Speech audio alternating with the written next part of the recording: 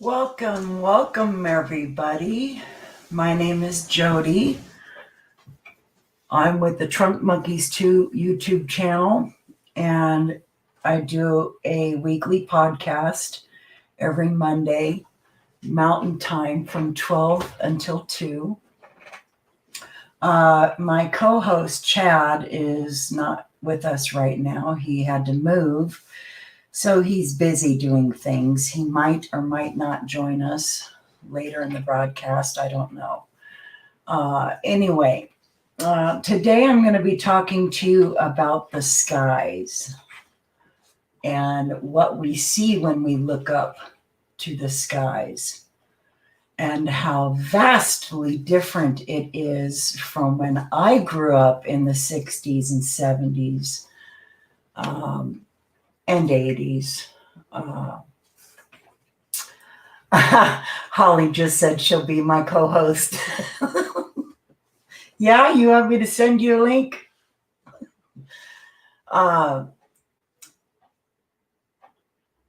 the kids today don't know what true blue skies are. I don't think they've probably ever even seen true blue skies. So, I hope you guys learned something today. I'm going to get started in showing you pictures that I've been taking throughout the years. I've got several thousands of these. Okay, and let me share my screen with you guys so you can see what I'm looking at.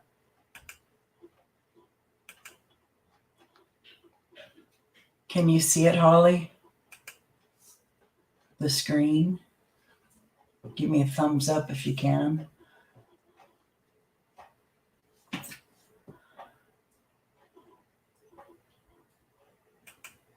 Okay, so let's get back to the picture. This was in Las Vegas. I lived in Las Vegas for several years, from 2009 until 2018, I believe, 2007, 2018. And a majority of these pictures were taken between 2009 and 2012. I'm going to see if I can have it do the slideshow for you.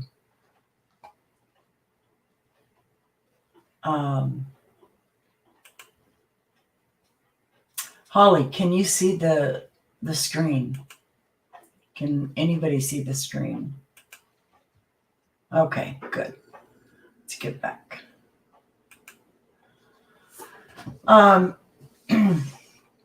And I did not use any filters. This is just what my camera shot. And we had some very, very vivid skies at times. I remember when I first started looking up at the skies, I was seeing the white lines coming out of the airplanes, and they weren't disappearing like they used to, like I've always watched them disappear. They just stay in the air.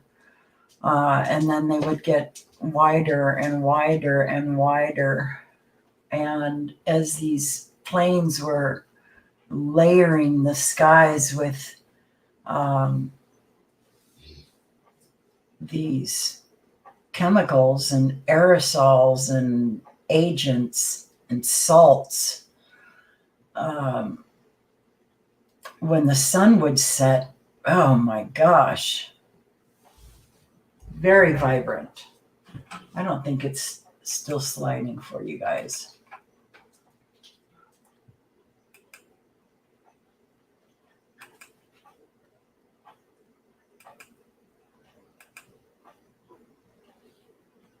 I mean, this wide line right here first started out looking like this, like these little tiny lines. And then they just expand and they get bigger and bigger and bigger. This one right here was at one point one little white line, and they crisscross them. You'll see more examples of it. This was at nighttime, and these balls of ick. It was. I cannot believe that we are being forced to breathe this stuff, because we don't even know what all is in this stuff.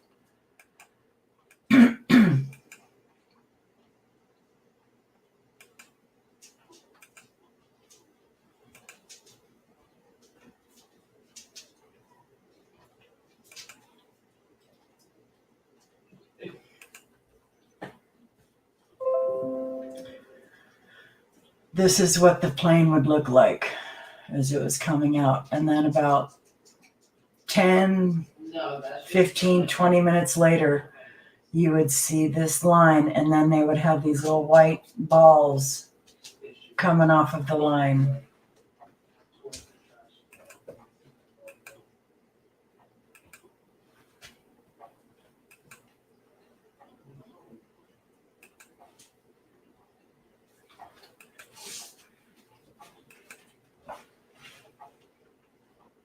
These are these balls that I'm talking about.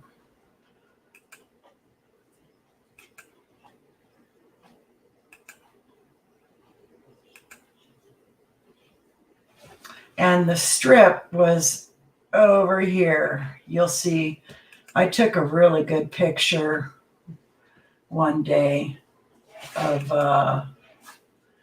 the clouds in the strip.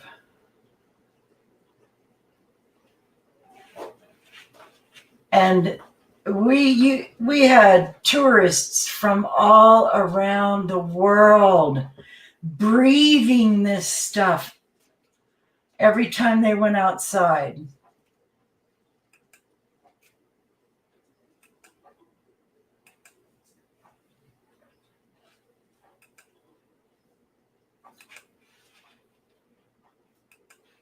There is not a natural cloud up in that sky.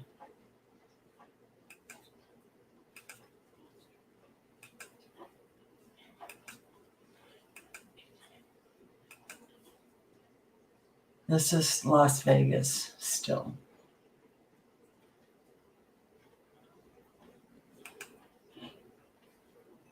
This is Idaho. More of Idaho, Las Vegas. Back to Las Vegas. This was a picture I took of the moon, and it looks like a man's face profiled. Here's his lips, mustache, beard, nose.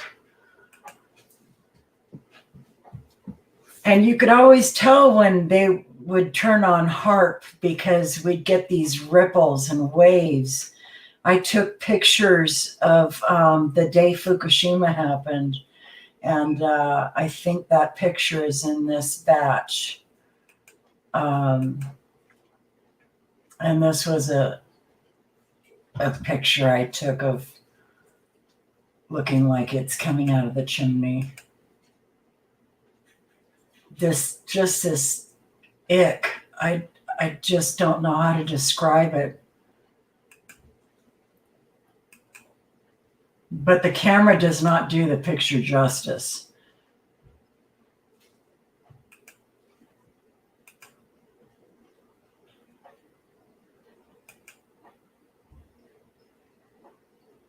Okay, so that light from the Excalibur, it would come up right up through here. Every single night I would see it punching a hole into the clouds.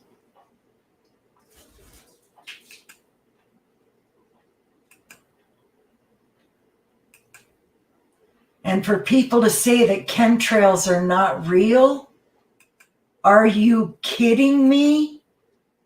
This is just moisture coming out of a plane? Are you kidding me? What are you smoking? This is not moisture coming out of an airplane. My dad and I would argue. I would tell him, look up. That's not exhaust from a plane. Condensation from a plane.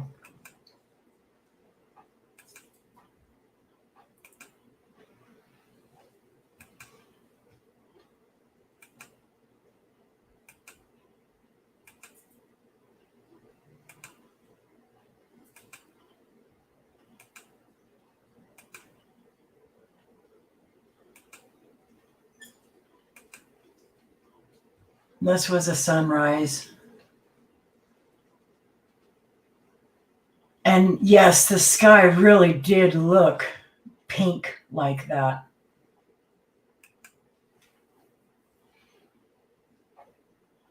But this was after a day and night of heavy trailing. And they also were laying in lines that morning. And then the wind just comes by and pushes them all together into one big storm that rolls down a couple states and either lays really heavy rain.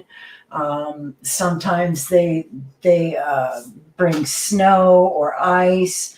These massive clouds that they create deliver disaster several states away.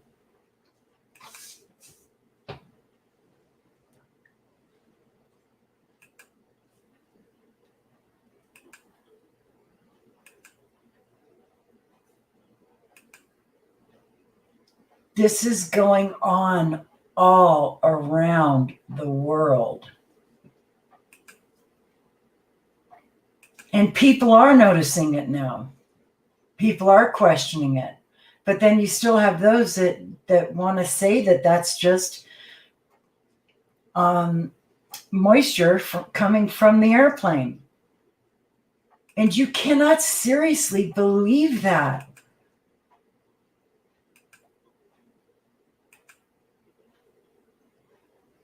That is not moisture.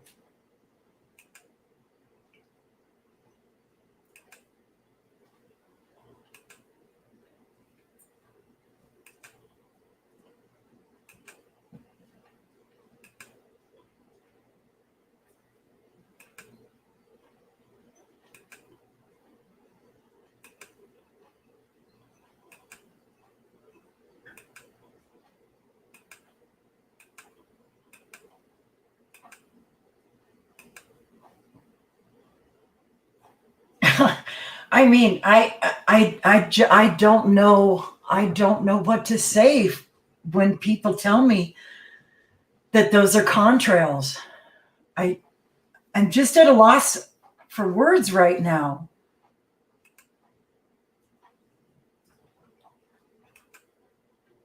I've been telling people about these things since 2009. I've been telling people to look up. Look up. Stop looking at your phones and look up. What do you see? The forests are tinder boxes right now because these planes throw out crap tons of aluminum oxide, barium oxide, strontium. Those are the three major components that they're letting out. Now, throughout the years, they have sprayed stuff on top of that. What was her name? From California, the agriculture woman, the Department of Agriculture, I believe she ran. Oh my gosh, can't remember her name right now. Anyway, she exposed this stuff in the 80s and 90s, and she was telling her superiors about this, and they just kept telling her, mind her own business and don't go poking around. um, the government has been doing this to us. Most of these planes are government planes.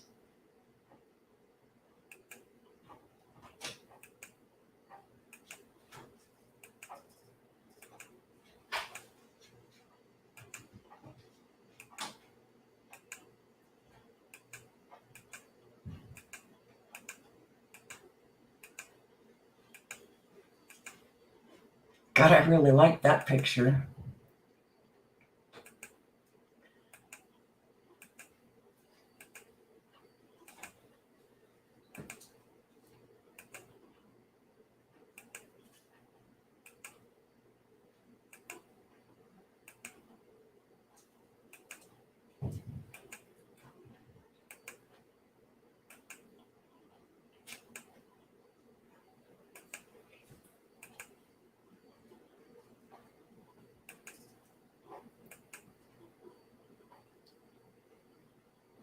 We are being forced to breathe that stuff into our bodies.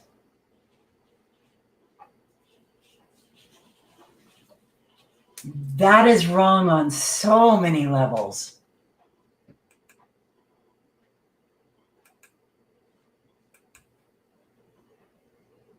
We are the government's guinea pigs.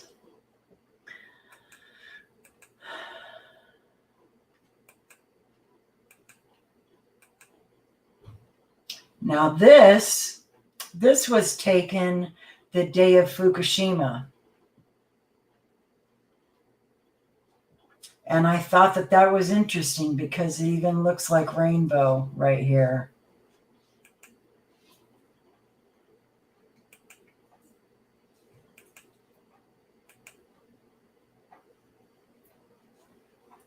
That is where the Excalibur beam is.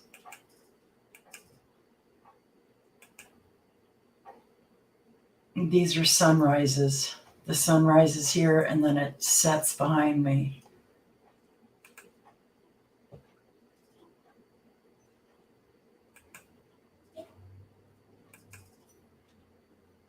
I mean, a lot of times when I look at clouds, I see faces. Here's the chin, the lips, the nose, the right or the left eye, the right eye.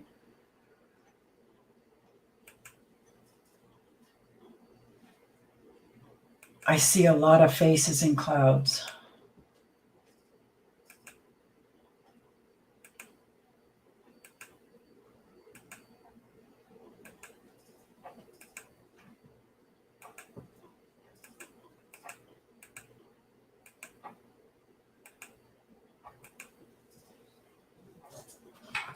I thought this was interesting.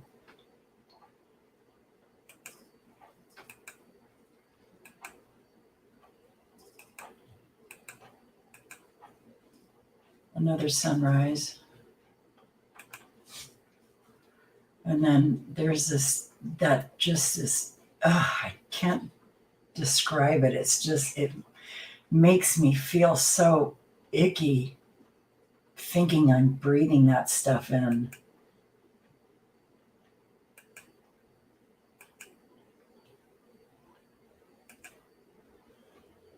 And this, I noticed that this white chalky stuff was coming off these clouds. And I don't see that too often.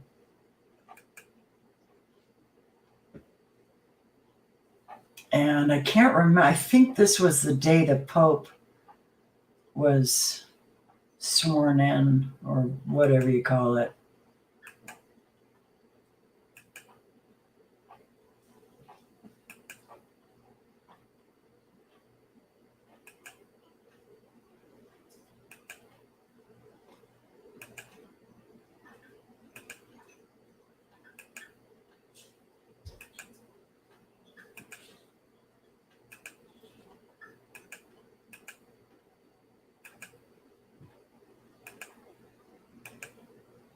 And we would have chemtrails.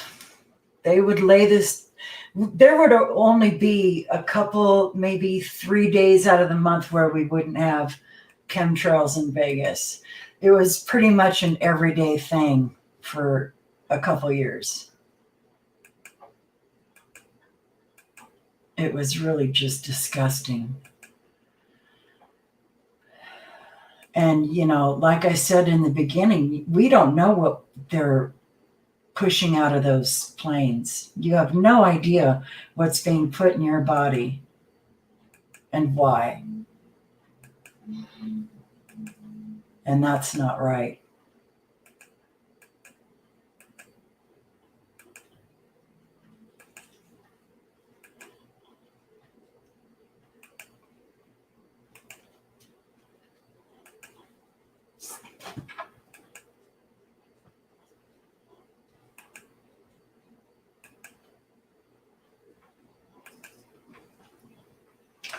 Okay, I'm going to get back in my chat room and see what's going on there.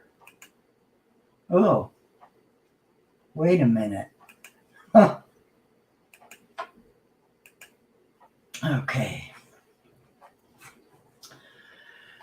Okay.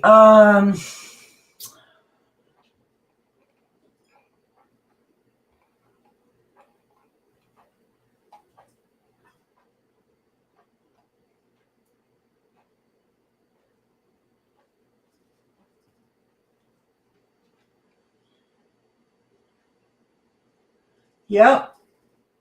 Your mother is right, James. They're everywhere. These are everywhere. And I want to show you guys. This is a cloud making machine that NASA put together,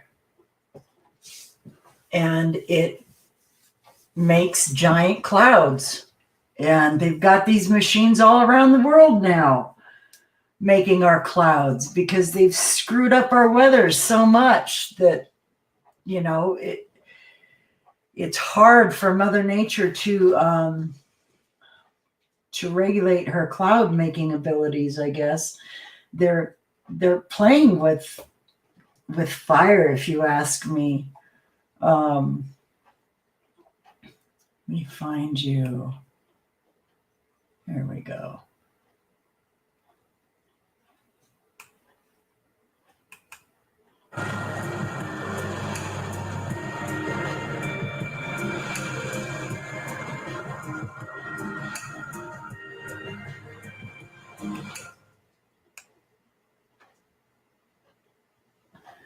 But that puppy will make a nice size cloud.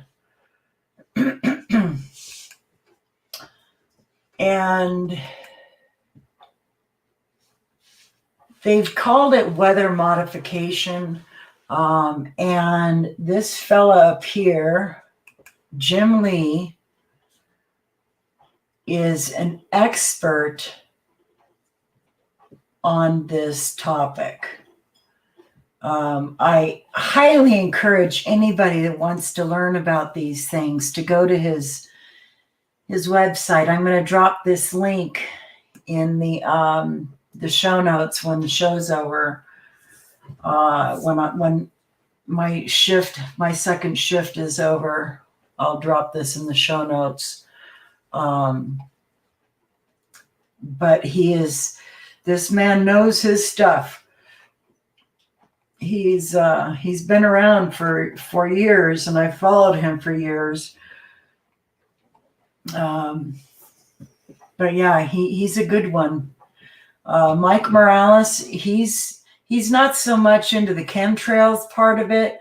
He just shows you the weather forecast and reports on storms and extreme colds and whatnot, and clouds. But Jim Lee is an expert on chemtrails, geoengineering.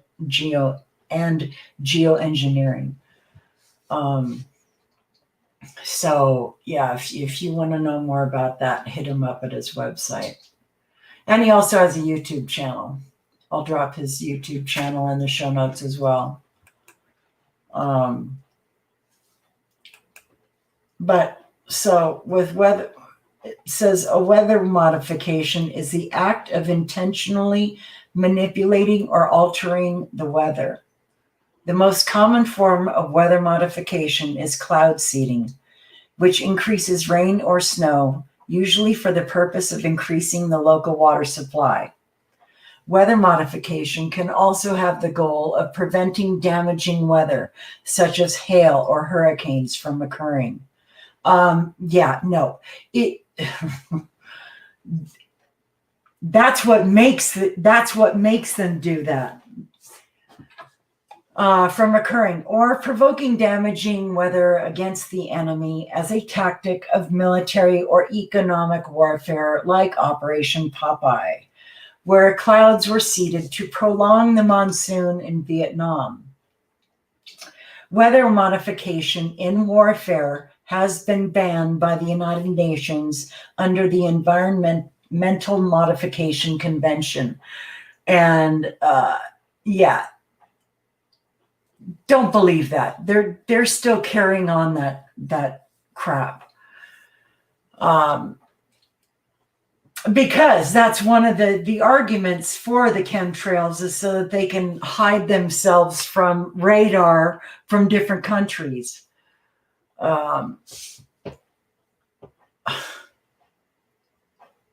Whatever.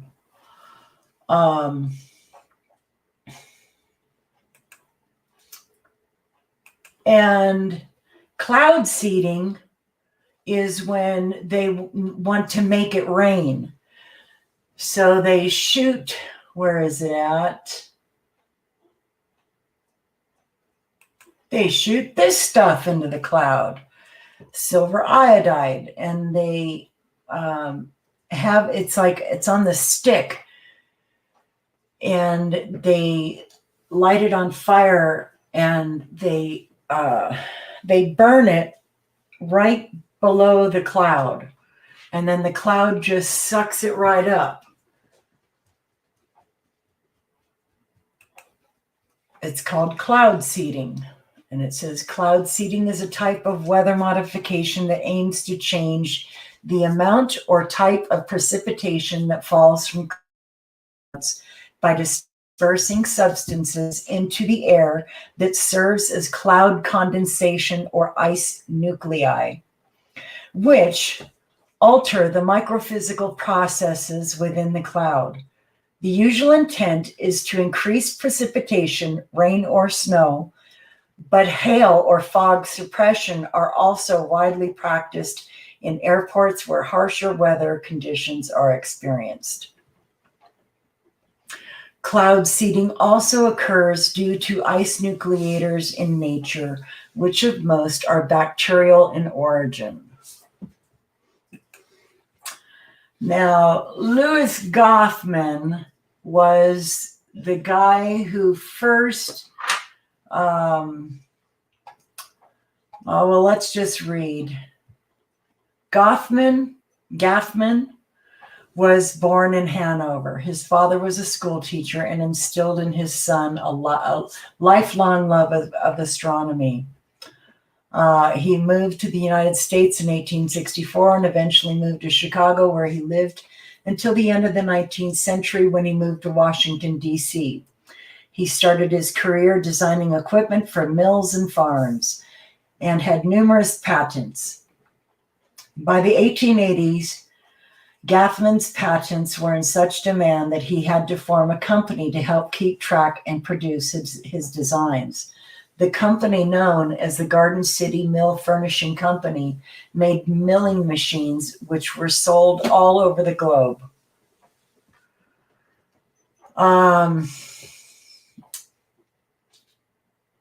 In 1880s, Gaffman had made enough money to have his family move to the United States from Prussia.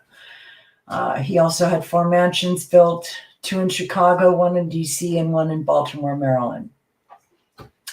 Says he was very interested in astronomy, and he had 3 observatories built in the Chicago area during the 1880s. Louis Louis was also involved in the 19th century weather modification projects, and in 1891 received a patent for rainmaking in which liquid carbon dioxide was released into the atmosphere by explosion, either from an artillery shell or by being carried aloft by a balloon. He also wrote the book on the subject, Rain Produced at Will.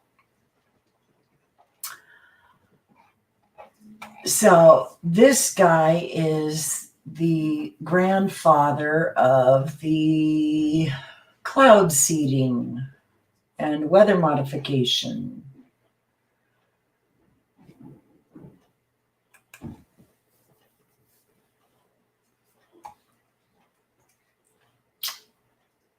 Vincent Joseph Schaefer, born in 1906 and died in 1993, was an American chemist and meteorologist who developed cloud seeding. On November 13th, 1946, while a researcher at General Electric Research Laboratory, Schaefer modified clouds in the Berkshire Mountains by seeding them with dry ice. While he was self-taught and never completed high school, he was issued 14 patents. Talks about his work life, his home life.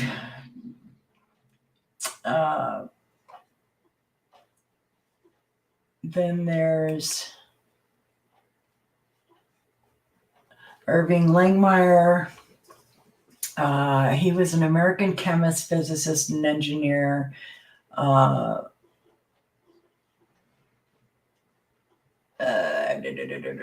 Where was it?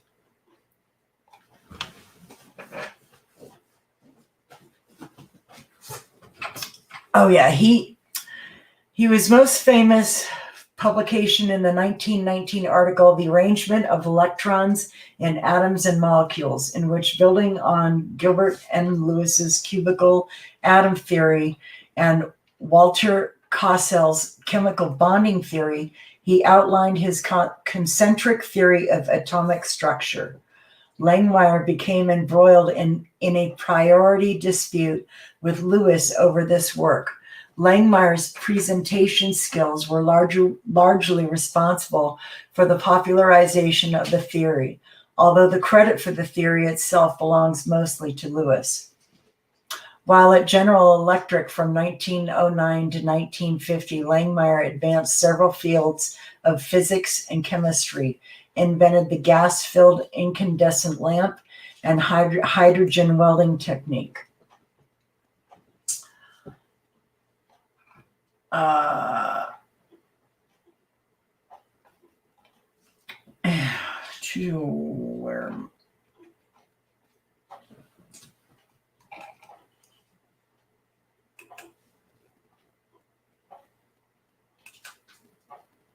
This is silver iodide. Yes, I showed you that.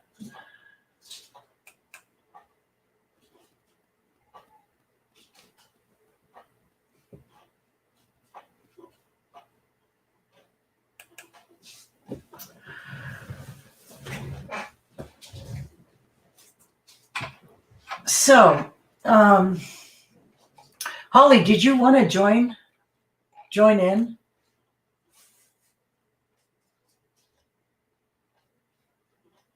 Hang on, let me get you a link.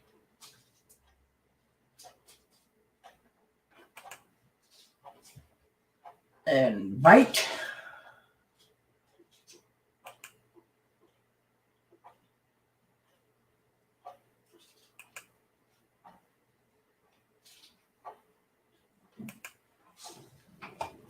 Hang on, I'm sending you the invite.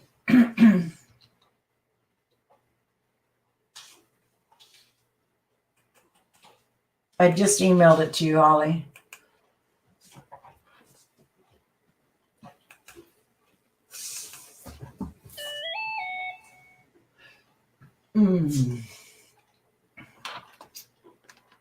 So,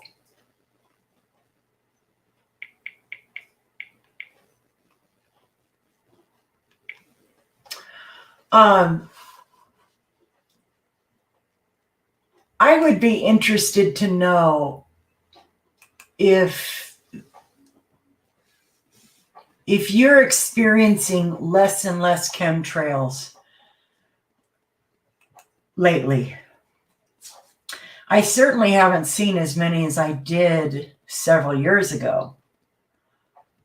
And I don't know if that has to do with Trump being in office or what, but as soon as Obama left, the chemtrailing started to die down a little bit. Because when Obama was in office, it was just, it was horrible.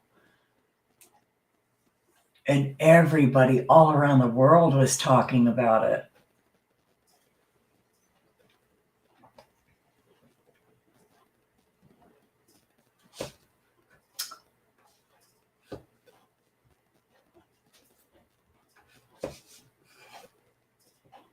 It's interesting how many people I run into that are willing to listen to me tell them what you're describing.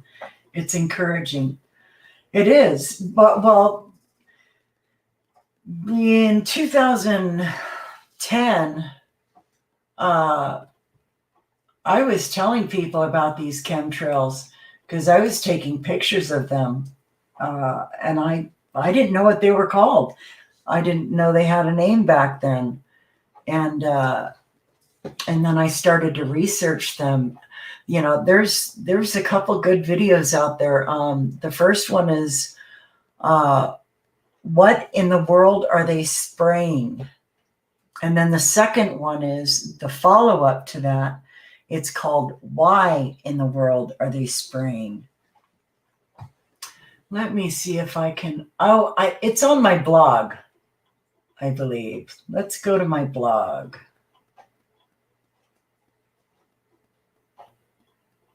Let's screen share, shall we? Share screen. Yes, okay. Okay, get to my blog.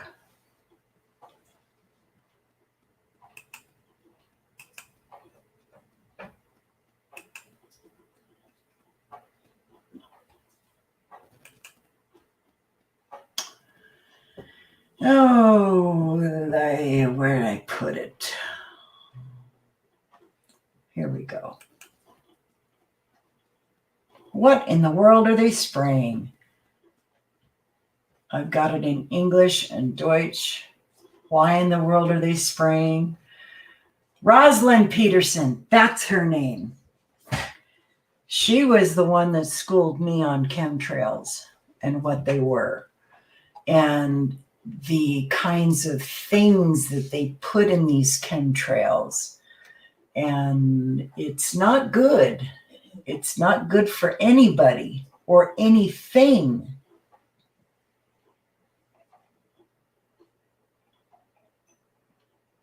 I really hope these load.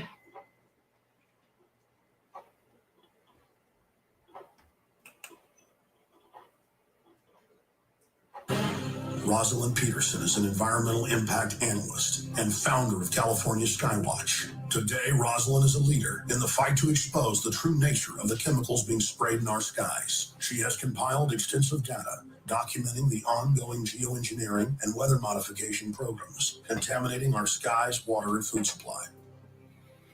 My name is Rosalind Peterson, and I was born and raised in Mendocino County in California.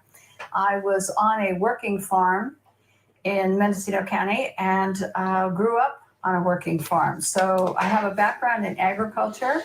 I could drive a cat tractor. I could do the irrigation systems. I decided to take environmental studies and planning course at Sonoma State University, where I got my degrees. After some training, I became an agriculture crop loss adjuster, which meant that if there were any crops that failed in California for any reason, crop loss adjusters were sent by the state of California to go investigate where these crop losses were and why there were crop losses throughout the state. So I was traveling about 50,000 miles a year in this process from county to county, assessing what kind of crops, what kind of damage they had, and looking into the reasons for the failure itself. and how much value the crop was that was lost at that particular time. And then if there was a crop loss that was legitimate, then ranchers or farmers could be paid crop insurance for the loss of their crops. In 98, I began to notice just a little bit of tree decline on the property here. I began to notice that some trees didn't look as healthy, and I started to worry about that just in the background as something that was nagging, because I was concerned about losing the beautiful trees we have around here. Then in early 2000, I began to notice that I would see jets, and they would lead these little tiny trails, and then the sky would white out after that. And I was always irritated because our skies used to be so crystal clear and blue and gorgeous. And all of a sudden, you would see these jets, and I kind of thought of them almost as joyriding, and when they were, or skywriting, and when they did this, then the sky would haze over. And so I found myself, when I was teaching tennis and being outdoors all the time, or traveling for work, that I was irritated a little bit about the idea that the skies were hazed over a lot.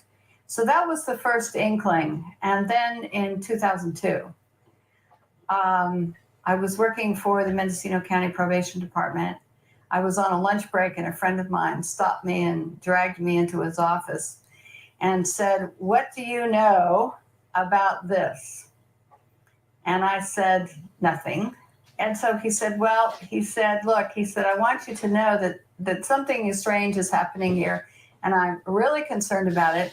My brother, who's in the military, is concerned about this, and has called me a couple of times to say he was concerned that there was something here that was going on that was not quite right."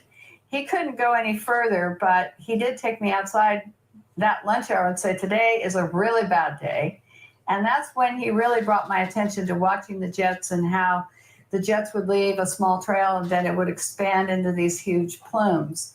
And at that particular juncture of time, that day, I was in and bought a pair of binoculars after work and a camera, and I started taking pictures and watching what was going on. And that day, I had never seen so many jets flying in so many directions, leaving so many huge plumes that turned into small trails that turned into these huge plumes in my life. And I knew that something was wrong. And that started me investigating what was going on. In the beginning, when I first began to notice the jets, I would see one, and then I would see some white haze, but I never did take notice of really any notice other than some irritation when we hazed out. However, I can say that when I saw this particular day and I began to pay attention, I could hardly drive straight, and I had to pull over all the time just to be able to look at these jets and say, look, this is not normal. I think that there were a lot of jets flying that day because there were many going in the same direction, leaving parallel lines. And in subsequent days, I would see many jets flying where the lines were parallel, and there would be 5 or 6 or 7 or 8 all leaving trails at one time. And I thought that that was really peculiar, that there would be so many. Later, I think that there were fewer jets, but that they would circle the county. And they go up one side of the county on the east side, and they go down the west side, and then they go up the east side. And so they would move around the county in kind of a clock-like, moving around the clock.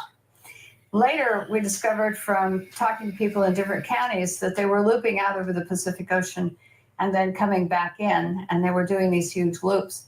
Discovered that from the size of one plume and watching one plume expand, that they could cover our skies in solid cloud cover in about 3 hours here in Mendocino County.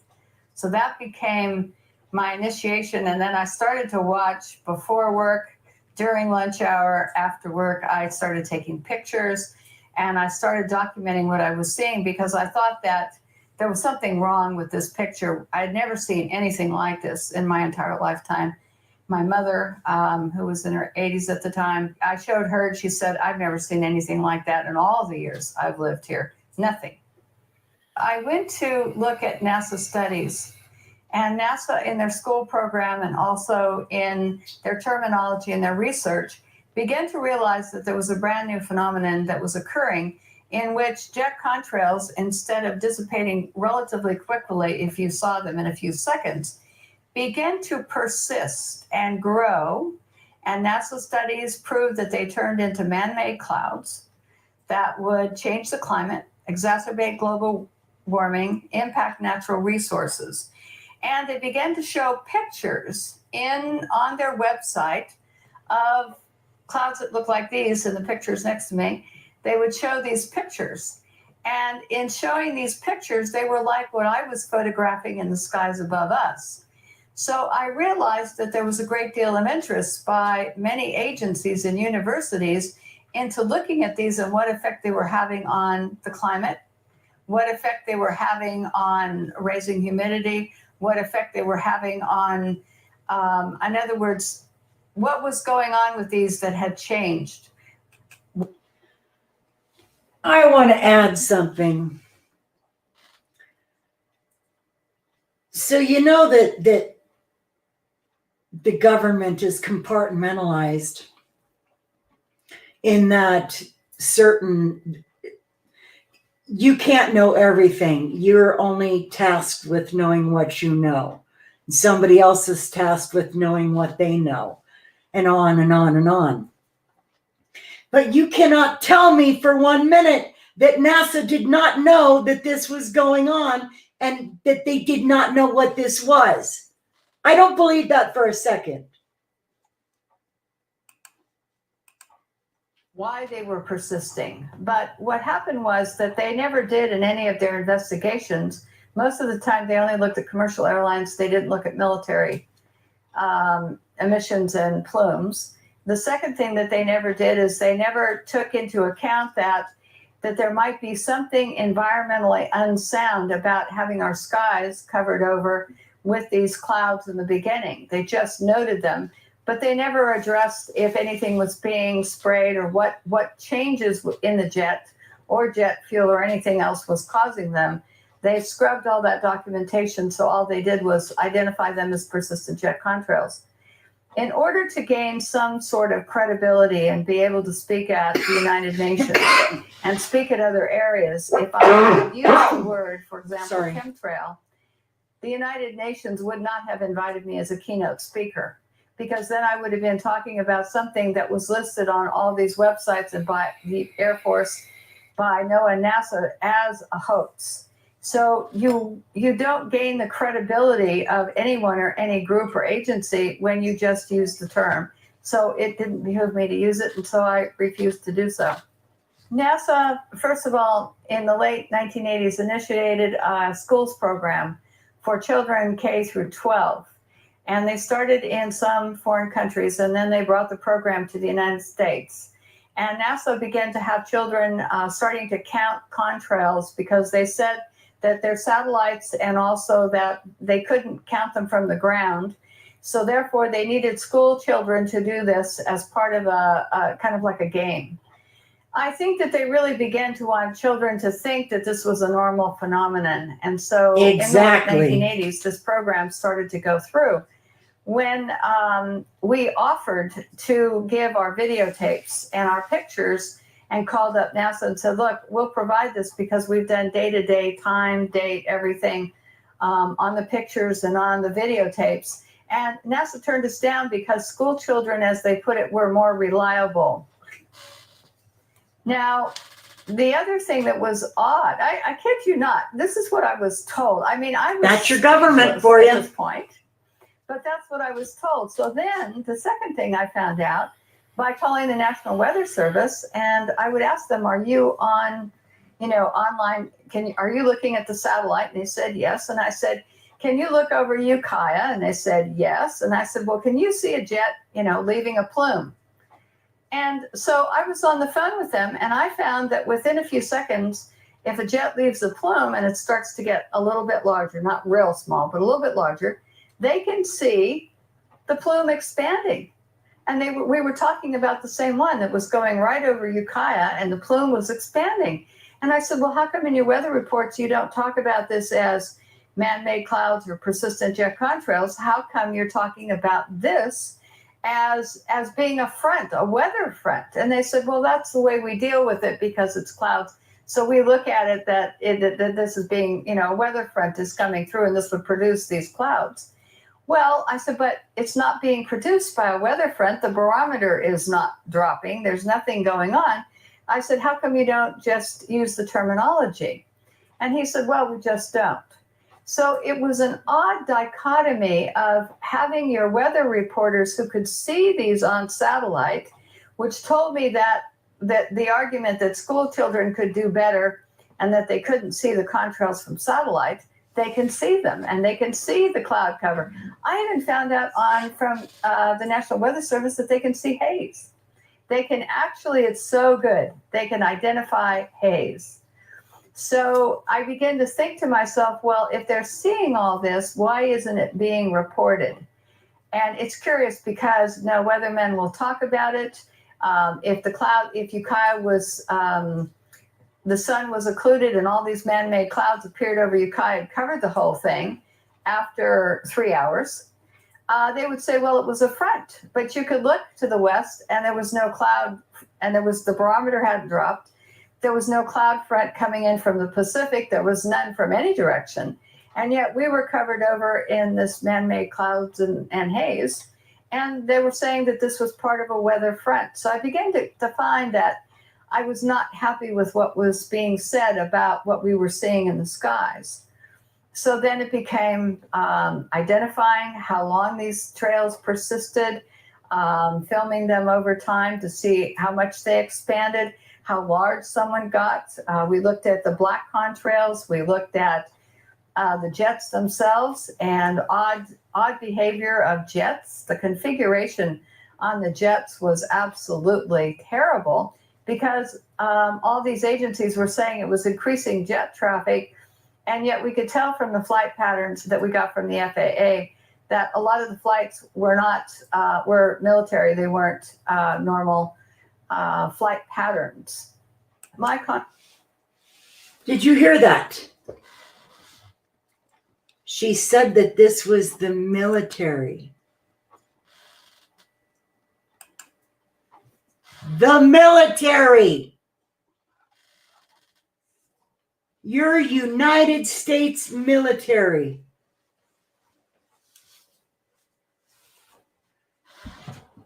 I want to show you what the inside of these planes look like. Where are my folders at?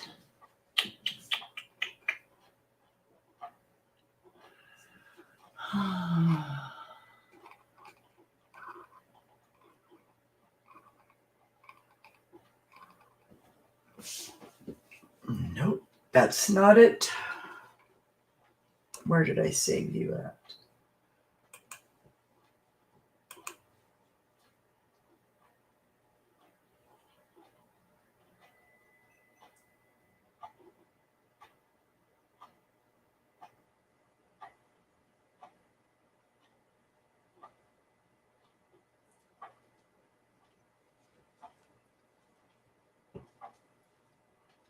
Oh, what did I call you? I can't remember.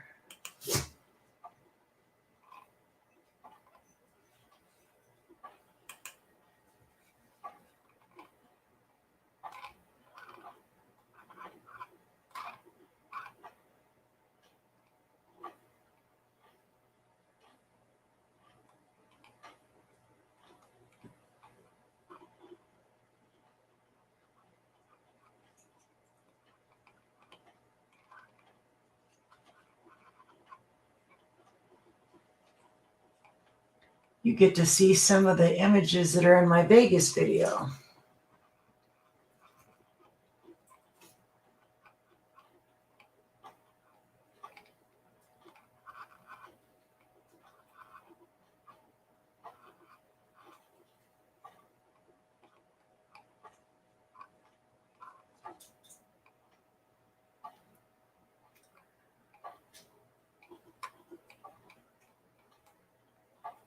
Yo.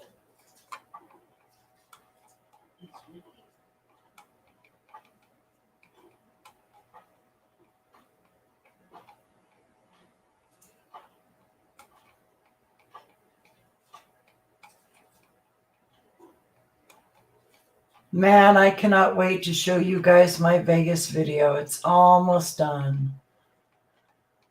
fine tuning it, making sure everything is where it needs to be. And then it's going to take, oh gosh,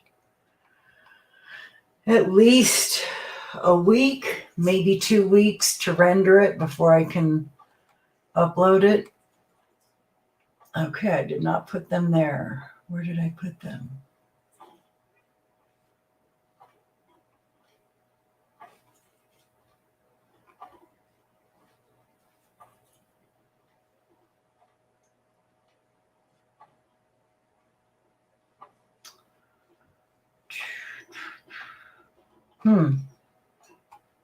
Well, let's do it this way.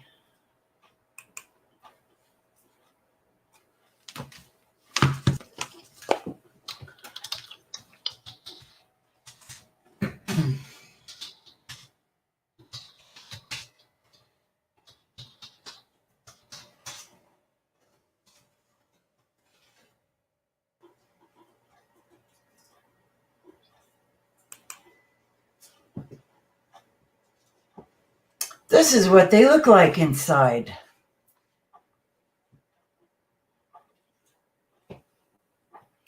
Isn't that pretty?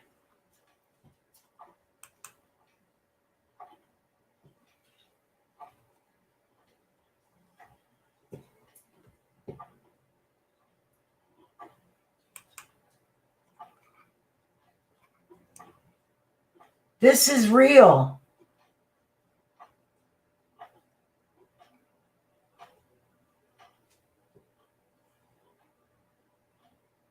Look.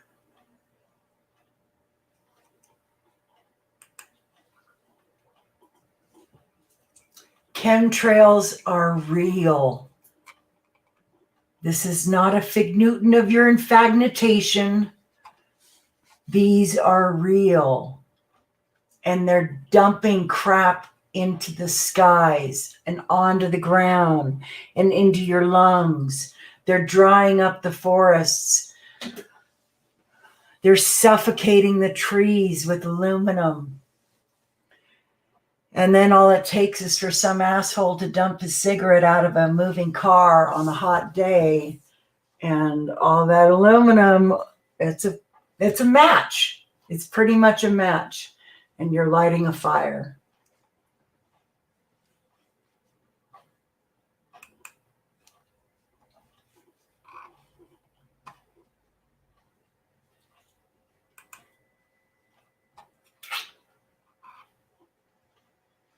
Holly, are you still here?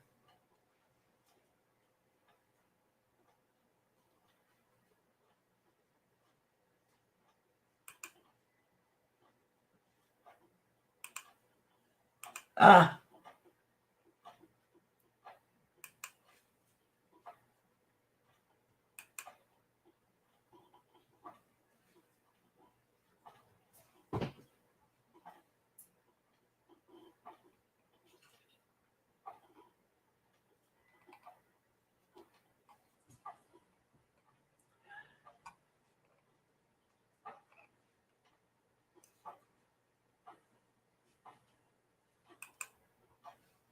James, are you still here?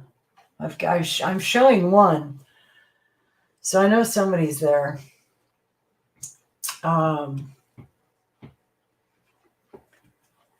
Anyway,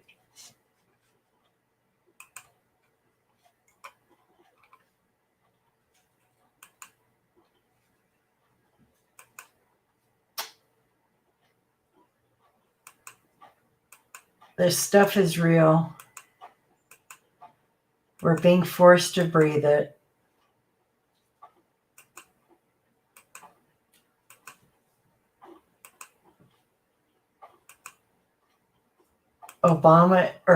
Trump is not going to stop it. Biden is not going to stop it.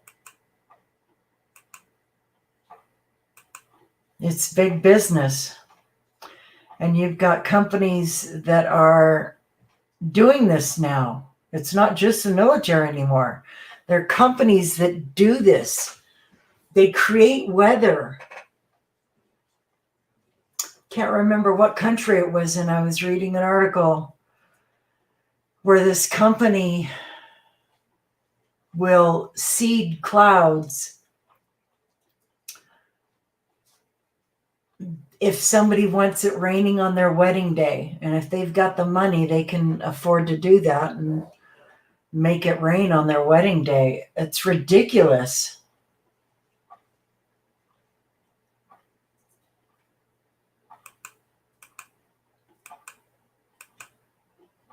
Hurricanes, tornadoes, floods. Most of this is man-made now. We do not have real weather anymore.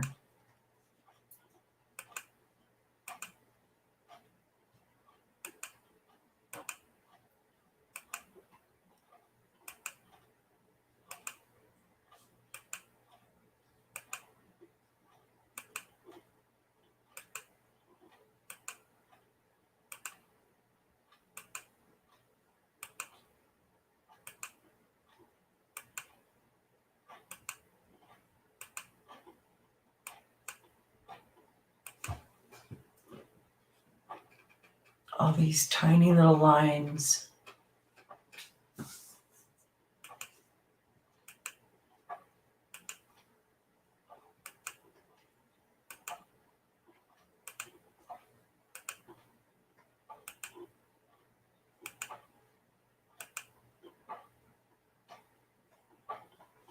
All of these lines are from airplanes. All of them. Those are all from airplanes. The clouds push them all together.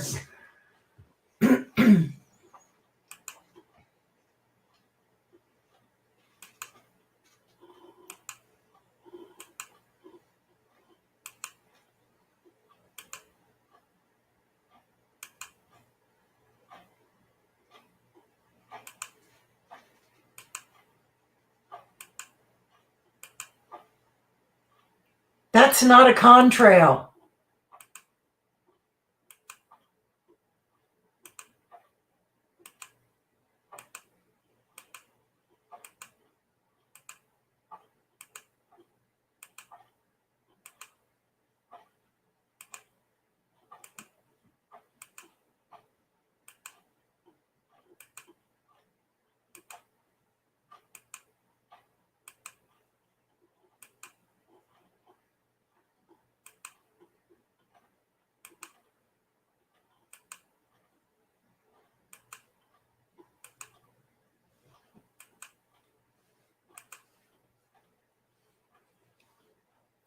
Couple of military helicopters.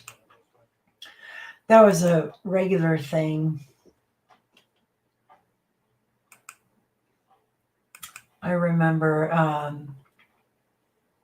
when was that? 2016 or 17. Military jets came from Nellis Air Force Base and flew right over our condo, really low, and car alarms are going off, and they got called to the California coastline. I can't remember, something took place. I think it was in San Francisco or somewhere over there. And they got scrambled to there, and oh my gosh, that was a rush. I was sitting outside when that happened and ran inside, and my dad's like, "What just happened?" I said, "I don't know."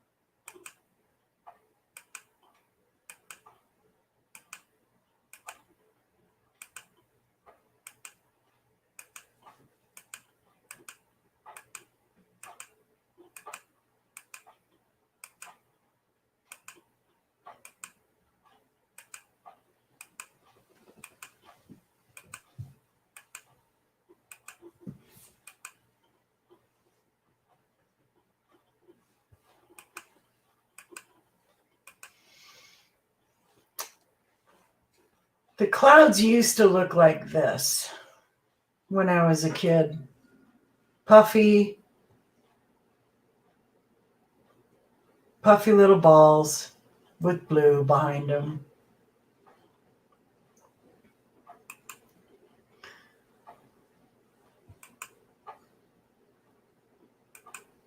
And this is the clouds we have today.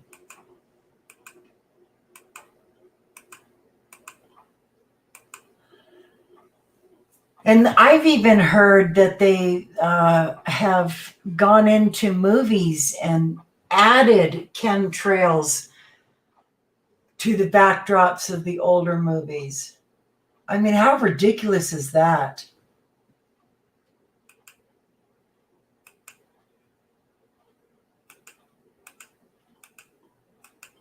They're trying to condition the children to accept this as normal. There is nothing normal about this.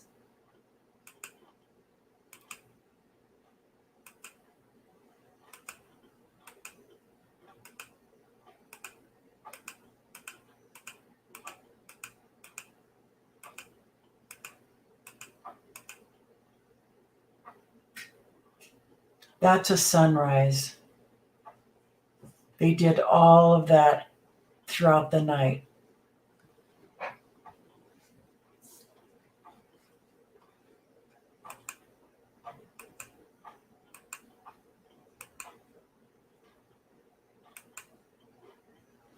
Now these are probably military,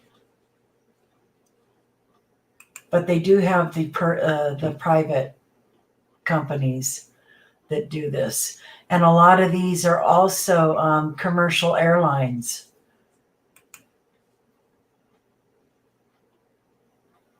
I've got a video of a gentleman that was filming one of the pilots on a commercial airplane.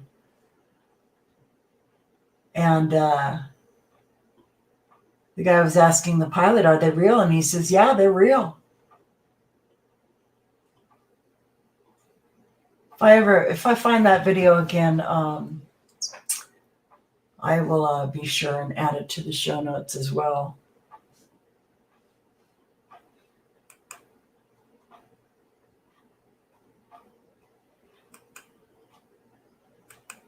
I mean, this is just absolutely disgusting.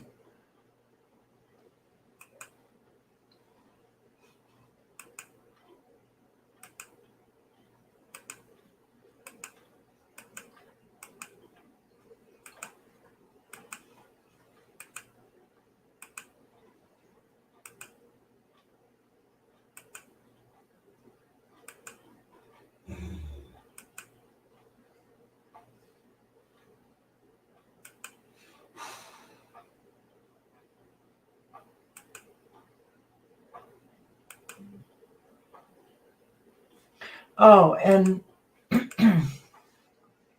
the planes, occasionally you'll see a plane in one of the shots. These are McCarran Airport is over in this area over here. So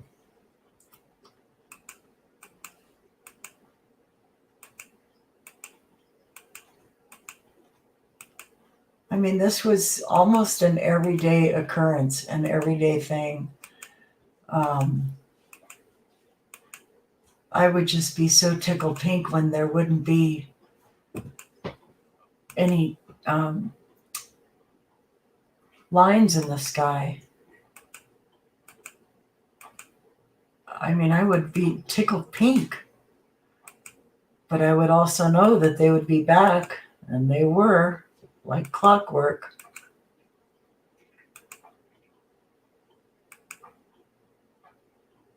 And I do not know what all this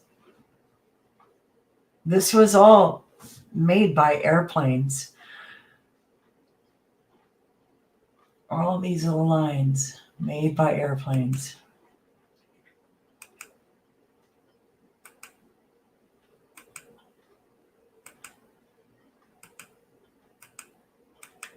They did some skywriting over the strip one Christmas.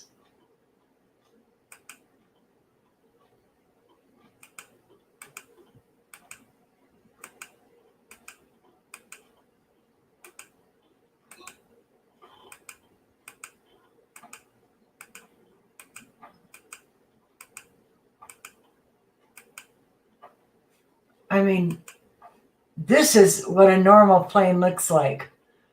This is not what a normal plane looks like.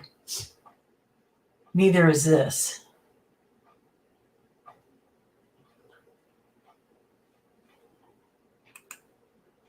And this one might not be a normal plane, but they're just not shooting out any smoke right now.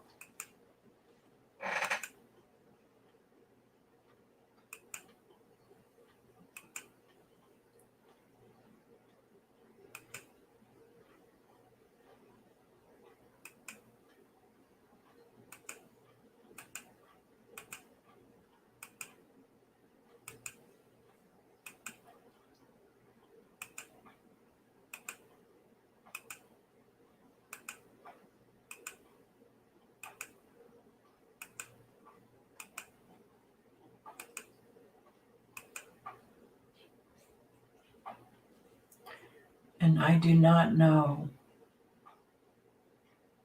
what that was.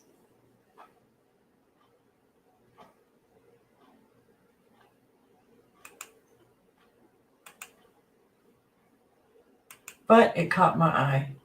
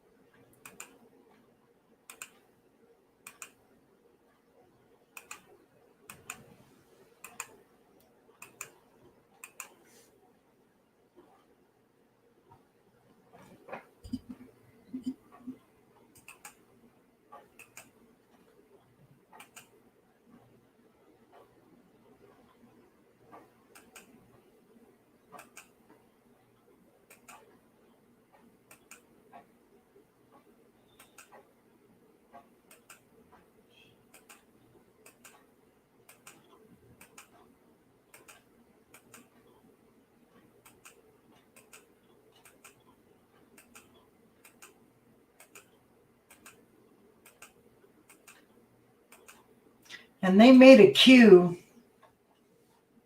on this cloud.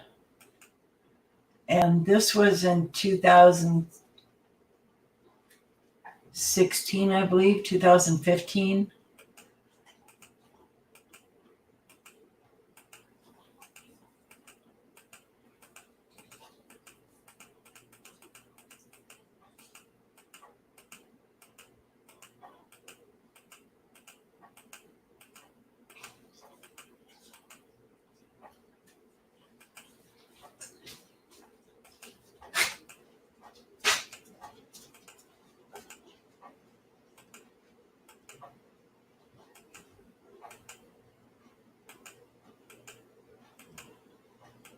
No, this was on Christmas.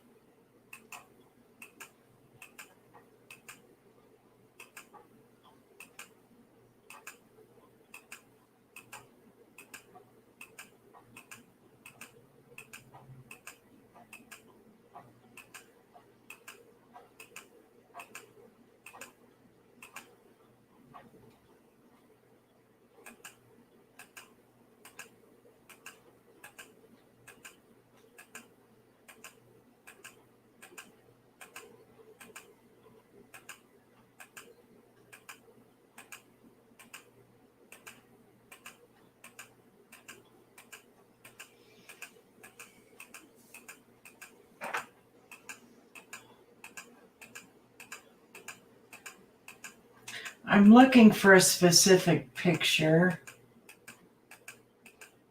and it would probably be easier if I did it this way.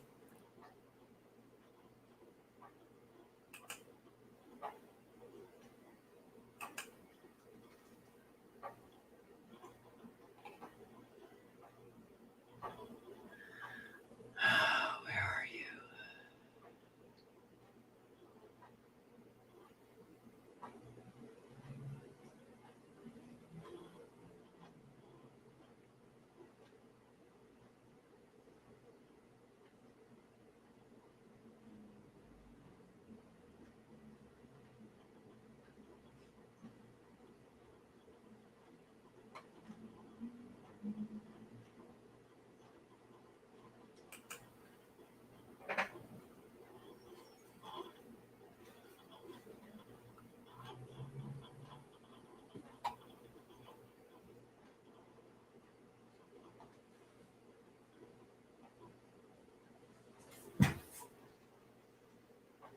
Okay, don't open for me then. Oh, what do you say, Holly? I just got back home. I'm sorry, Trunk, I won't be able to join you. I've got to clean. Oh, okay, Holly, no worries. I think I'm all alone anyway, so it's no big deal.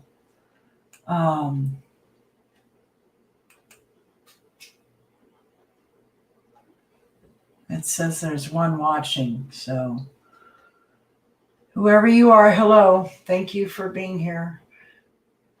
I really hope Chad is okay. Everybody, please send out prayers to Chad, my co-host. Pray that he's okay and getting settled into his new place. And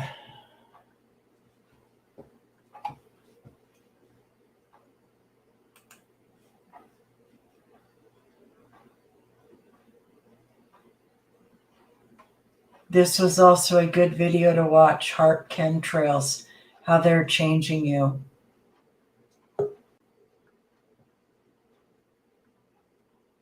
And this one is good.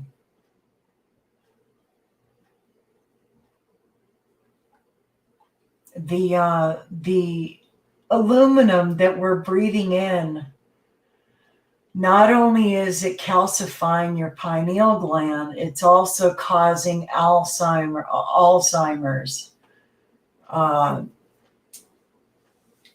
Aluminum is not good for the body, especially in the doses that they're pumping out. And they're pumping out 60,000 parts per million for just the aluminum side. And I don't remember how much it is for the barium and strontium, but I believe that the barium and strontium were under 5,000 parts per million.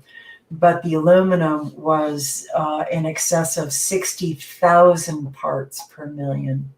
And that's just unreal. And we wonder why our trees are dying and why the lakes are becoming acidic. They're being starved, choked out by this aluminum. And a lot of people started researching this orgone, and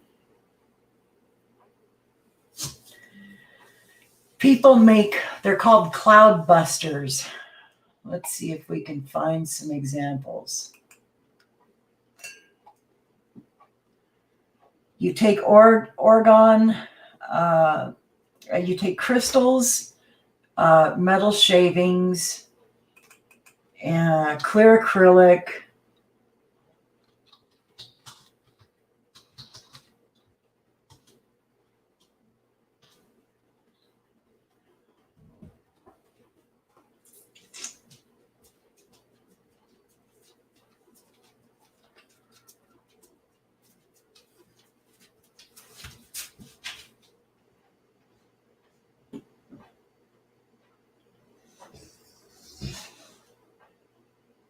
I don't want to get this. I don't want to get in trouble for playing this, but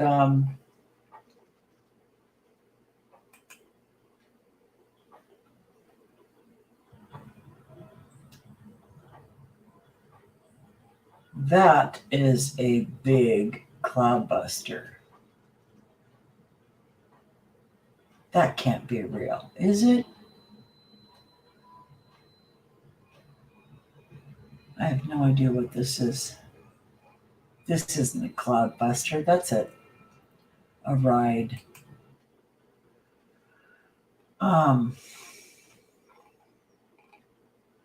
Interesting how they don't have any videos on how to make cloudbusters now. Oh, wait.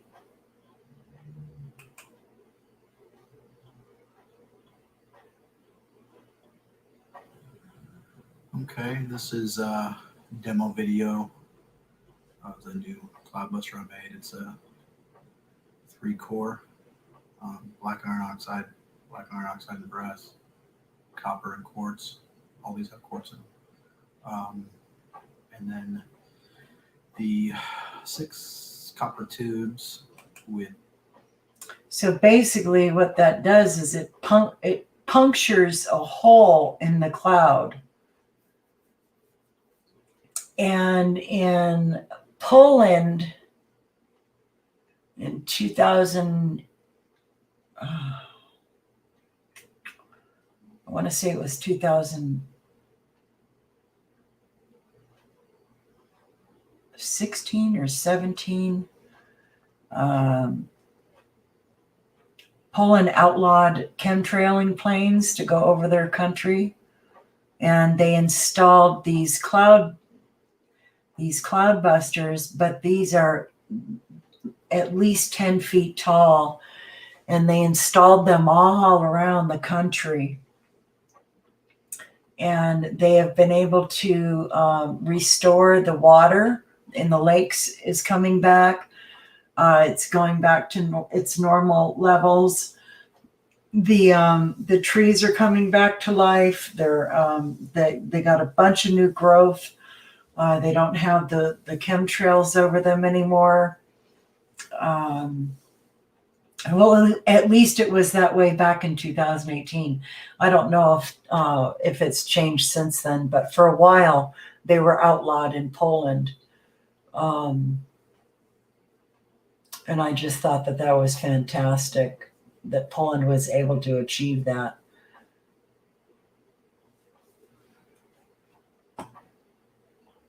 I used to have an article, but it's on my old computer about that.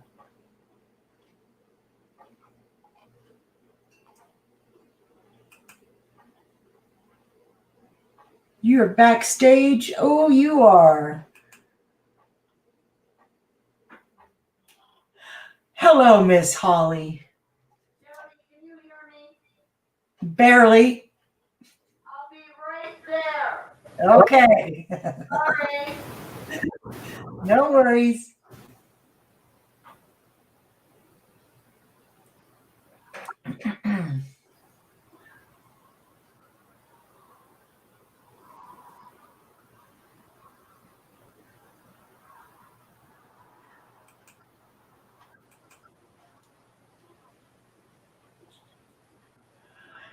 I wonder.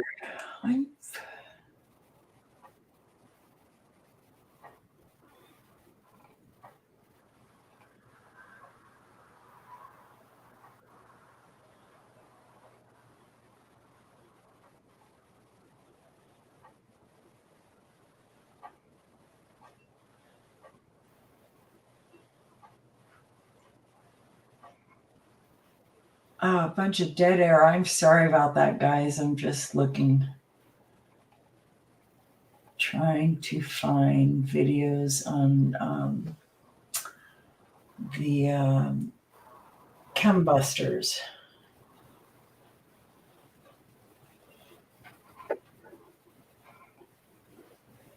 Oh, here we go.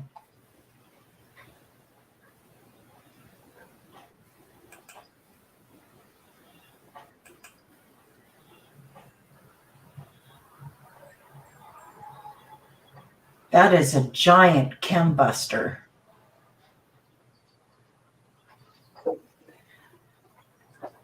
I thought the second I left the room and went to the other side of the house, that's when you'd bring me on. Forgive me. Okay.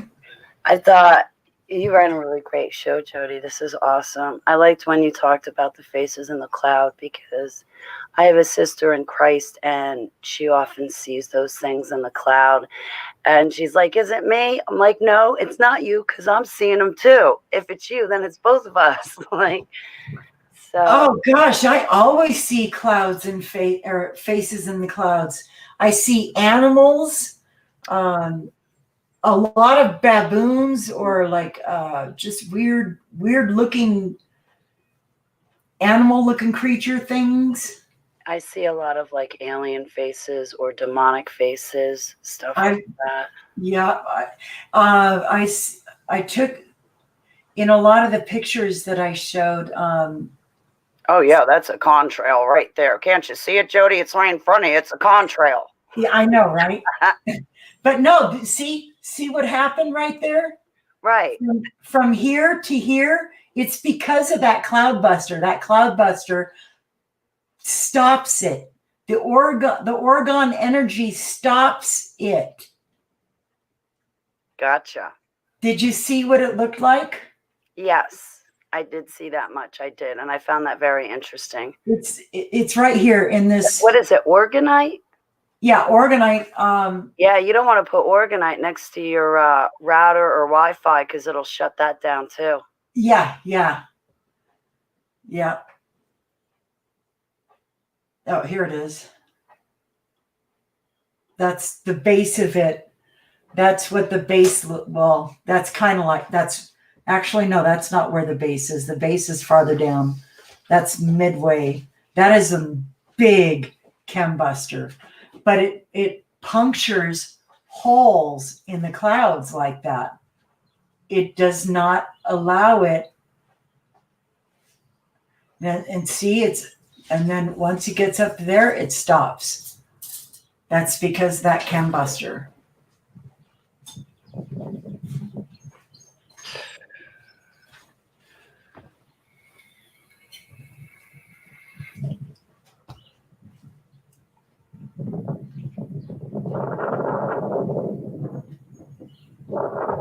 So that's what a chembuster does.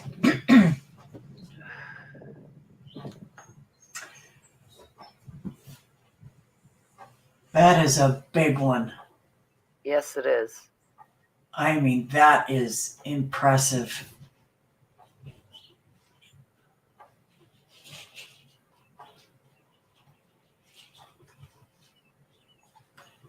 And see, he does not have any clouds above his house.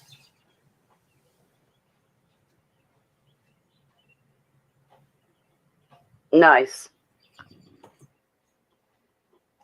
Yep. And that's just one person doing that. Huh? And that's just one person doing that, and it made that big of a difference. Yeah. Well, I was saying just not too long ago about Poland. They outlawed chemtrail planes going over their country, and they installed a bunch of these chembusters all over the country. And the plants and trees are coming back to life. Their water, the levels in their water are returning back to normal. They've got blue skies again. Everybody's looking healthy and feeling healthier. Everything is coming back to life. And that's because the chemtrails are gone. You know, and we don't know what they're putting in these planes and forcing us to breathe. A lot of this stuff, this was a good one. Black goo. What did he say in that one?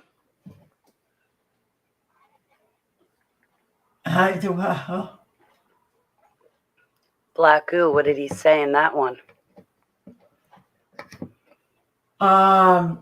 Oh God, I can't remember, but I was that's why I added it because I loved it.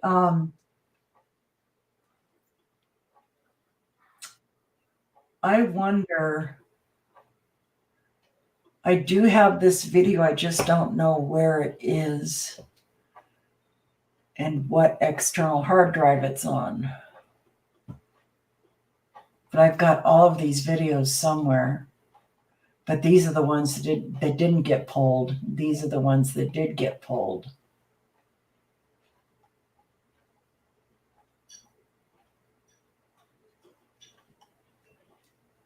This was an interesting one. Morgellons disease. Where is it at? Oh, it was up here.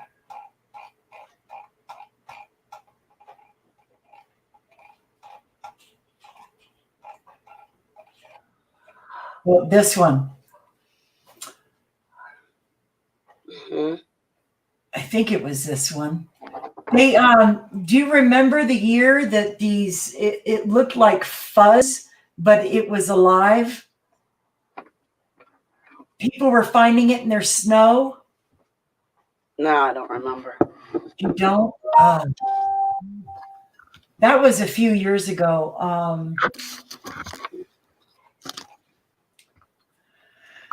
Oh, that was very weird because it was coming up. I mean, they were going, this isn't snow, but it looks like snow. But when it melts, it doesn't melt. Oh, yeah. You burn it and it turns black. It's not snow. Yeah, and when you look at it in a magnifying glass, you see all these little tiny arms and they're just moving and oh, it was so weird. And then one year it was pink. These little fibers were pink. And it was showing up on fences and in fields. And this is the stuff they're putting out of these planes.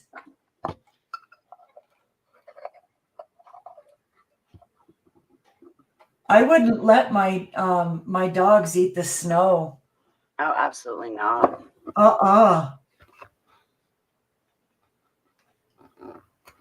I don't even keep her going in the creek and the river or a lake because of the chemtrails at this point. Yeah, do you have them bad over you? Do I have a what? Do you have them bad over you? In Jersey, oh yeah. Our skies look completely painted at this point. Do they look like the pictures that I was showing? Yeah. Yep. Yep. But people here are so dumbed down and indoctrinated. They're not going to see anything, even if it bit their nose off. That's sad. That is so sad. But it's like that everywhere too, though. Oh, yep. I figured these were removed.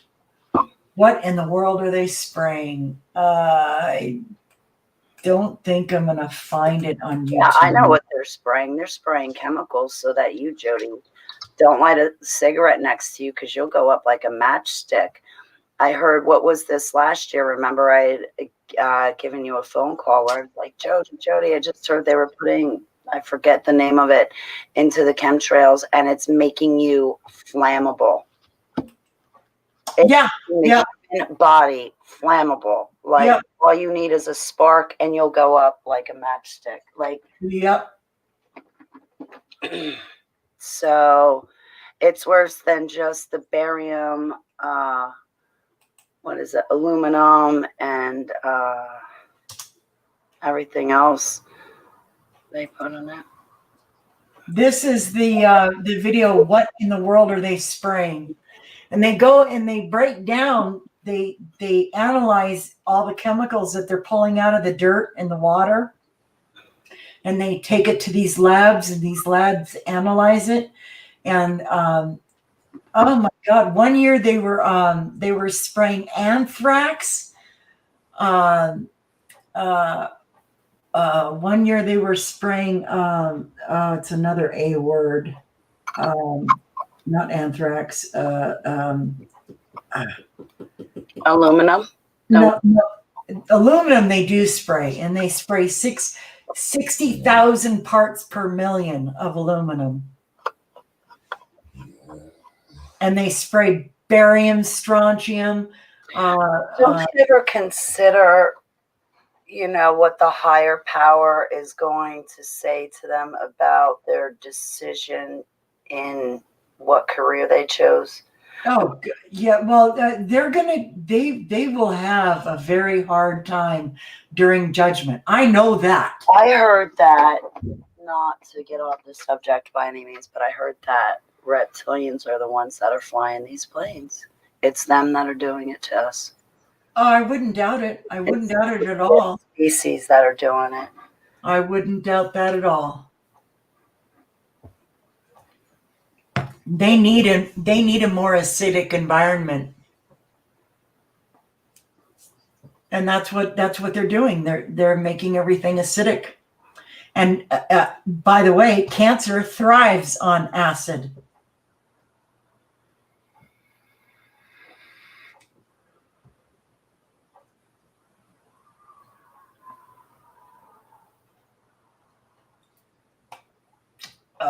Where was my brain going? Oh, back here. I'm going to give you guys this one. Congressman Mike Thompson from California, 1st District. Due to several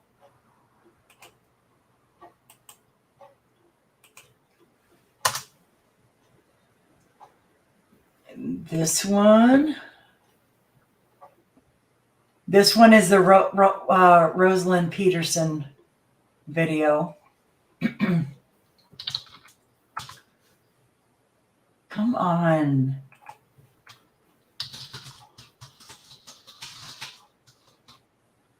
Rosalind, how does she spell her name? Rosalind. Like in my house, I am so tired. Oh my goodness.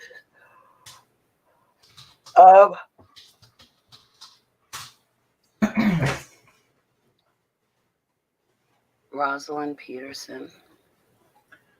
Yeah.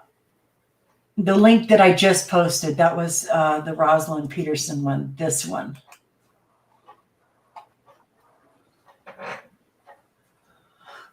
And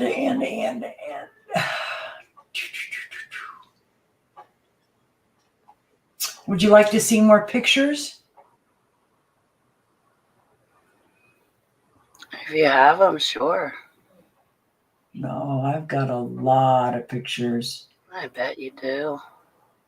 From what it look like you do. Are these all pictures that you took? Yes, these are all pictures from Las Vegas. Oh, check this one out. This one was weird. And you can't really see it from this angle. Let me, can you see my screen? Yes. Okay, what do you see in this picture? I don't know. You gotta make it big. This one right here. Can you see this? Yeah, but make it big. Like, well, when I make it big, you can't see what I'm looking at very well. Okay, well, I know what pictures you're looking at because I saw them before. So, yeah. Oh, wait. I know how to do this. Do it. Okay, now bring it down. This one. Yes. What do you see? A lot of chemtrails in the sky. I see alien eyes right here. Here's one eye, and here's another eye. Oh, I see now. Yeah. I see it better there.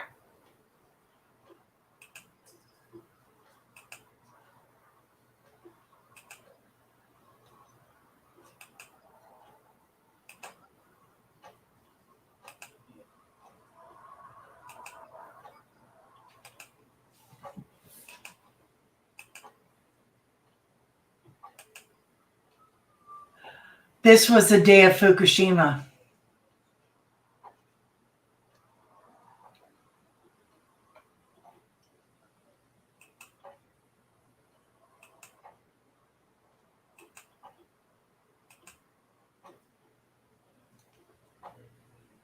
This looks like a face. Yep.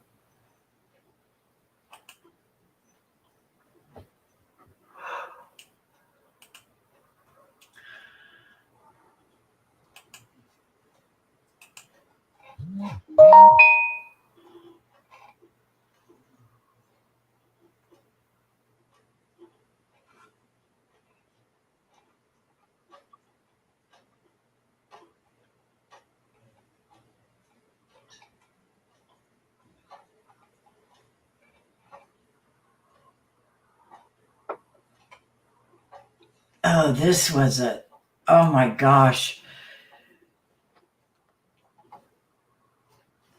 This day they kept spraying and spraying and spraying, and all of this is compacted, and the wind was not moving very fast that day, and it just hovered over us for the longest time. And I think I even have the picture of what it looked like that night. Maybe.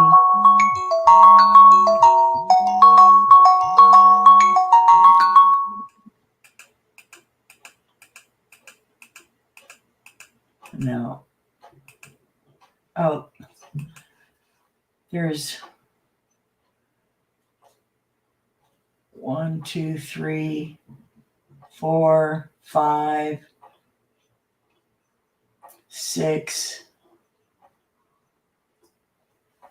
planes up in the air that time.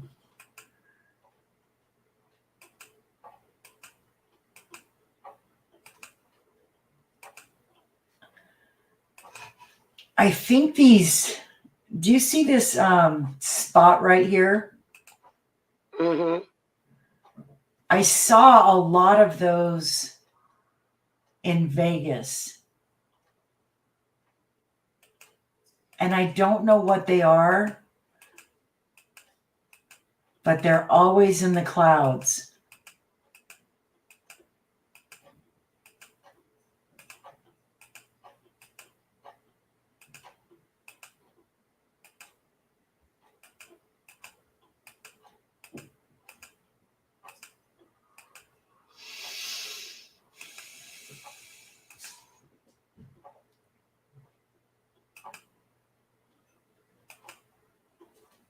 I mean, how can you think that that's just moisture coming out of the tail end of an airplane? How can you do that?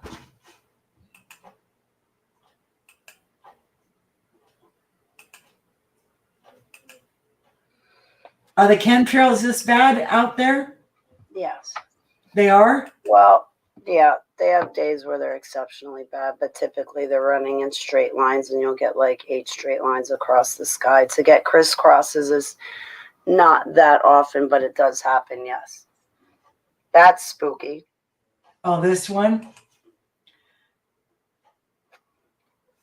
Yeah.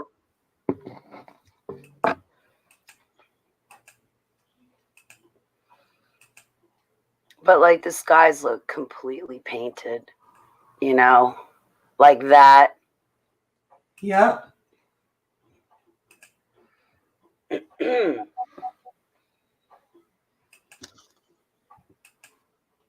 They like to make that, where is this one right here? This was a common, I don't know if this was a route that these airplanes were flying, but this was a common pattern. And it, kind of looked like an asterisk. Yeah, I can see that.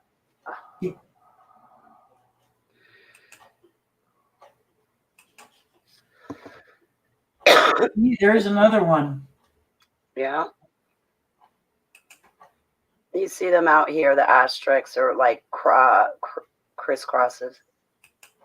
I don't know why they do it like that either. I'm hoping their planes slam into each other when they go to like cross each other. Oh my God, that'd be righteous.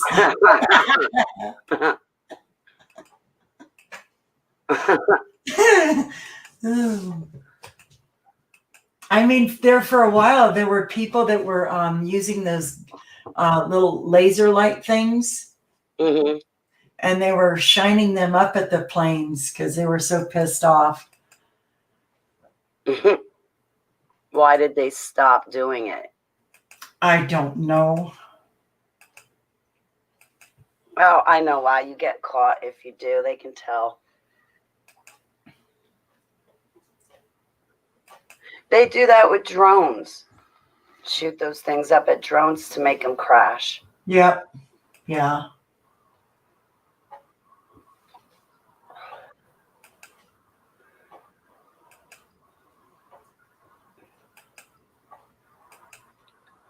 I mean, just some of the stuff that they would do. I don't know how they created this look.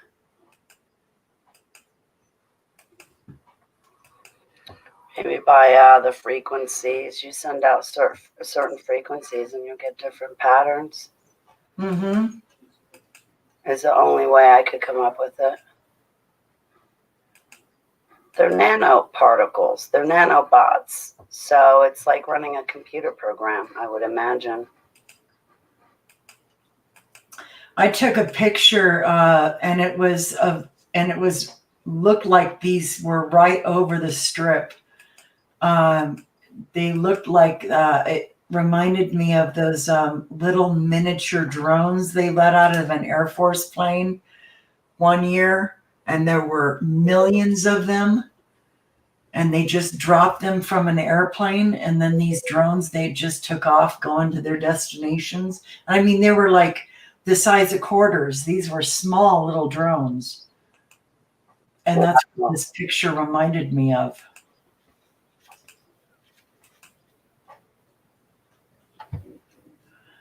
This is with glare. This is not. Wow.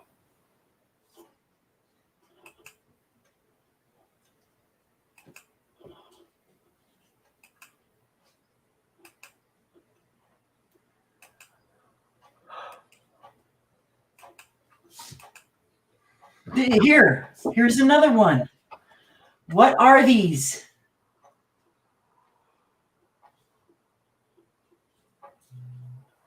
What is this? Alien aircraft. I don't know.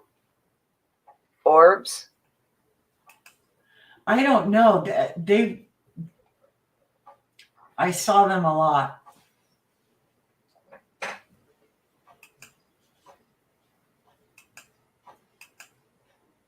I'd say orbs.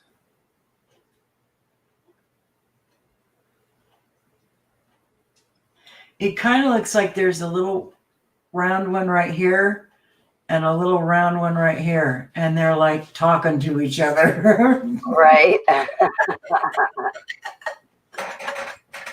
Right? Okay, you flank to the left, I'll flank to the right. She'll never see us.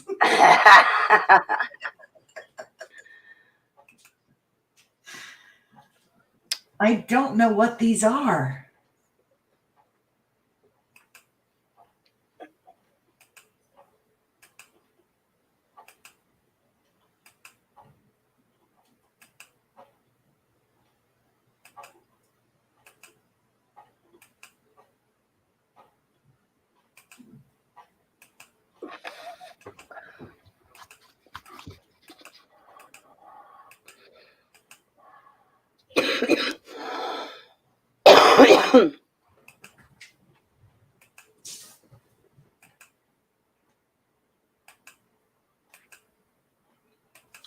I mean, there were times where I took pictures of clouds, and these clouds, they just looked so demonically possessed.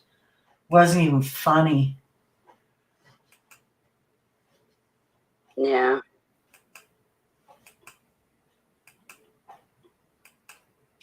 But I miss those blue skies with the fluffy cirrus clouds.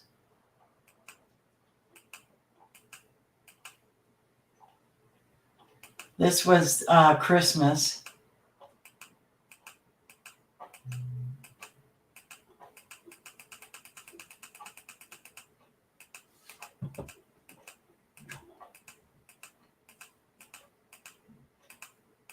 And right, come on, here. I don't know what that said at first. But then it looked like they wrote no, not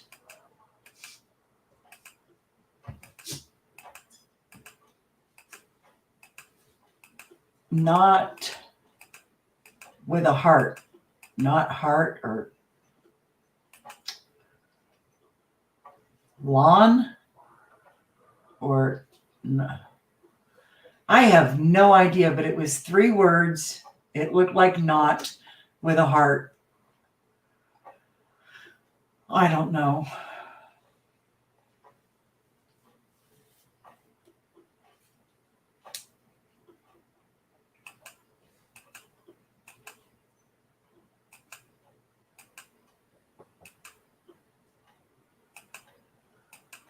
And that was Christmas night.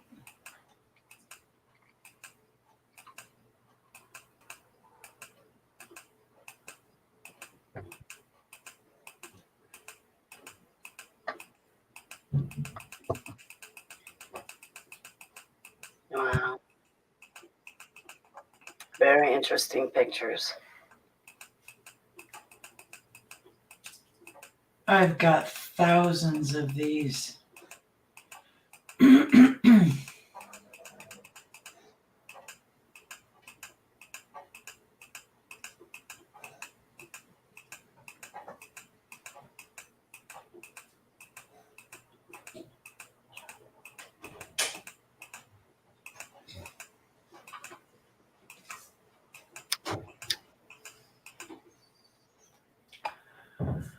So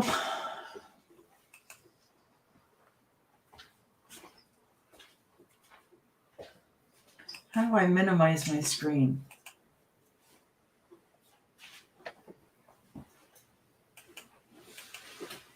There we go. Oh, man.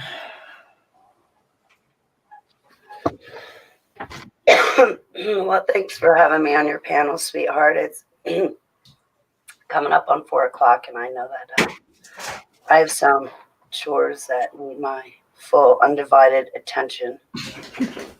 Well, you do that. You get to your chores, take care of your house and your animals. I will, and Stay there and keep her a kiss from me. I will, and I know that they give Cheapy and Hank a kiss back, and you ran a great video. Thank you for all those pictures. I thought this was such a great broadcast. Thank you so much, Jody. Now I'm calling you my godmother's name. Thank goodness they're similar. Judy, Jody. All right, the both of you. That was awesome. Thank you. All right, sweetheart. I love you, and I will let you end your show. And thanks for having me aboard. Oh, you're very welcome. I'm glad you could join me today. My humble pleasure. Thank you. And I hope your cold is better. Please send out a prayer to Chad. I'm concerned. I haven't heard from him, so I'm just praying that the move went okay and that he's settling in fine and does not have any issues. Yeah, I will send up prayers for Chad and his move, and I'm sure everything's going all right. Moves are big, as you know. Yes, I do know. I remember. Uh-huh. All right, sweetheart. Well, thank you. Okay. Well, have a good day, and I will talk to you later, okay? Yes, hon. Thanks again for your broadcast. I really appreciate it, Jody. You're welcome. Thank you, Holly. Bye. Bye-bye. Okay, everybody. I hope you've enjoyed this broadcast. It was kind of impromptu because my co-host is MIA. He will be back next week. So again, this is Jody with Trunk Monkeys 2 and the Illusion Delusion signing off.